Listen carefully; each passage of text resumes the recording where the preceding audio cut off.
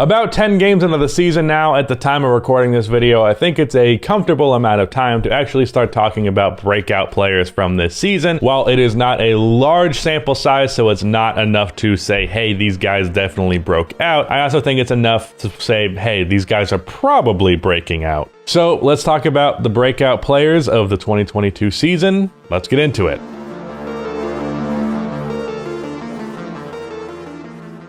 Before I continue on with this video, about half of the people who watch these videos are not subscribed, so if you fall under the 50%, then please subscribe. Also drop a like on this video, it only takes 1 second and it makes a massive difference. Seriously, trying to hit 200k subscribers on the channel by the end of the year, so if you could do me a favor and subscribe, it is much appreciated. But on with the video. So the first and easily most tenuous name on this list, because he's an older player, is Harrison Barnes. See, with the young players on this list, a breakout seems reasonable. Every other player on this list is either on their rookie deal or their rookie extension. Barnes is 29 years old. Breaking out at this point in his career would be weird. That said, he is averaging 23 points per game while shooting 47% from 3 on the highest volume of his career, taking 7 threes a game. He also seems to be more aggressive with his off-the-dribble game and his drives and his mid-range pull-ups. Now, a decent amount of scoring volume is not unprecedented for his career. He's had a couple of high teen scoring seasons, including when he averaged 19 for 2 consecutive years with the Dallas Mavericks in their tanking years. Someone had to score, but he did it on passable efficiency, so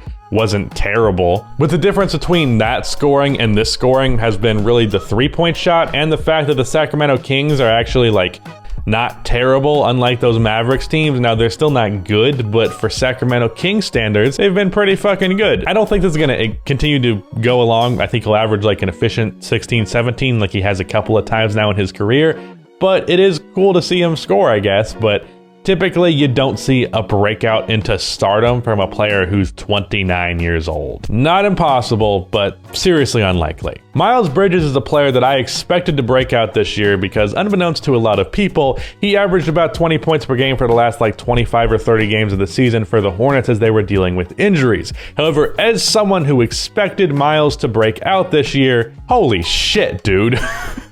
He is averaging 24 a game on 60% true shooting, shooting very well from 3 on 8 attempts per game when it previously seemed like he was going to be a mediocre shooter at best. That is just insane. The guy has doubled his point per game average while increasing his efficiency and increasing his off-the-dribble game, increasing his three-point volume. All of this has gone up drastically, and he's maintained the efficiency and actually increased it. That's fucking bonkers. As of right now, he is the runaway for most improved player. OG Anunoby is a weird one because he has increased his scoring average as I had hoped. However, his efficiency has been rough. Now, the last couple of games has been better. He had an efficient 24 versus the Cavaliers where he did miss the game winner, but hey, he had a good game overall. He's also taking a ton more threes than ever before. I believe he's at about 8 attempts per game right now. But until he gets his efficiency up on average, like I said, it's been gradually improving. I can't say he's fully breaking out, but I think that efficiency will happen and the breakout is just off to a slow start. I have wanted Jalen Brunson to get more opportunity and more of a role offensively for the last 2 years of his career now. Now, I feel like him being the second guy is a touch too far as he has been in the offense for the Mavericks this year, but he has done well with this responsibility. His counting stats haven't taken some crazy leap, but he's had a ton of big games and big moments. And I think this is the year that he proves to the masses that he's a pretty damn good guard. I think most people who are NBA nerds know this, but he's kind of one of those under the radar players, and as he gets more minutes and more opportunity, more scoring, more playmaking, I think he's going to be a little bit more of a household name than he was previous. RJ Barrett is another player whose counting stats haven't drastically increased. However, the guy is very clearly better if you're actually watching him on the floor. He has been taking pull-up threes, which was not something that he did last year, and he has really stepped up the effort on defense. He has played like an all-NBA level defender, and his scoring has been more versatile, even if it's only resulted in 1.5 more points per game. He has been more efficient. He's actually taking less shots, more threes, and over the last 5 or so games, he's averaging around 24. I think it might have even been 26 was the stat that I saw. I'm supposed to research these videos, but I didn't do it for this one either. But I believe his last couple of games, his scoring volume has increased even further. So I think he's going to get to like an efficient 20 while being an all NBA level defender.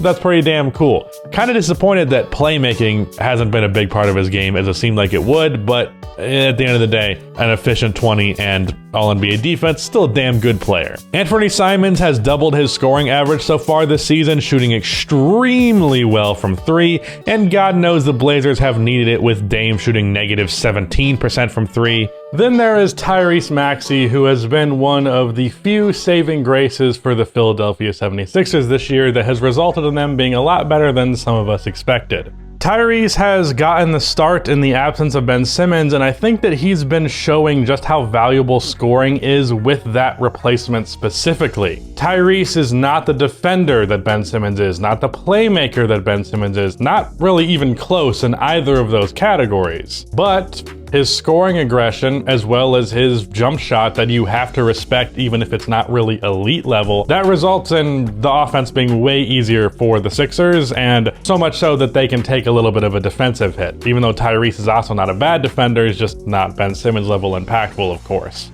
But Tyrese being out there and being able to score has made a world of difference for the Sixers offense by comparison to what has been in the years past. They were number 1 in offense before Joel Embiid got hurt, and Maxey was a big part of that. His drive game is just immaculate, able to get a burst of speed to blow by his defender and finish at the rim at an elite level of efficiency, shooting 73% of the rim so far this year, which is impeccable for a guard. He is rather quickly going up the list of the best slashers in the game. The one criticism that I would throw in his direction in terms of his driving game is that he does shy away from contact quite a bit, opting for more fancy finishes, which he's good at, note the efficiency obviously, but it's also resulting in a low amount of free throw attempts. If he can lean into that contact more and embrace the contact more, Tyrese could very easily be someone who shoots like 7 free throws a game, and being that he is an elite free throw shooter, shooting 87% from the line this year,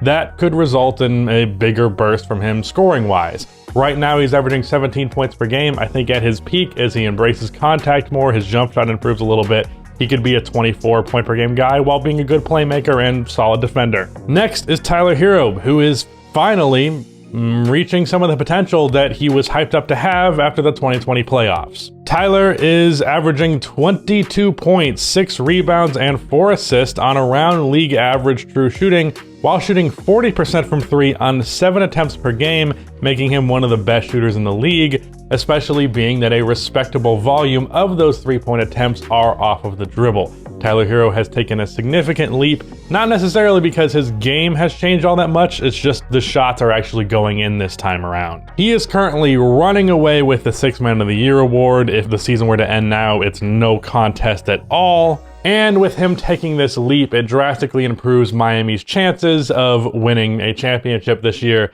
but that's a video for later this week. And last but not least, DeJounte Murray has averaged a near triple-double on, passable efficiency scoring-wise. It's not the best, but it's been gradually improving as the season has gone along. He's averaging 18, 8, and 8 on 51% true shooting. His mid-range game has looked really good. He's shooting in the mid to high 40s from there, and even his 3-ball is dropping at a respectable rate on respectable volume for the first time in his entire career, while also being a great playmaker, great rebounder, and great defensive guard. He's just really fucking good. But yeah, that is it. Shout out to Rudy for editing this video. That is the end of this video. Please be sure to like and subscribe for more NBA content like this, and cue the outro music.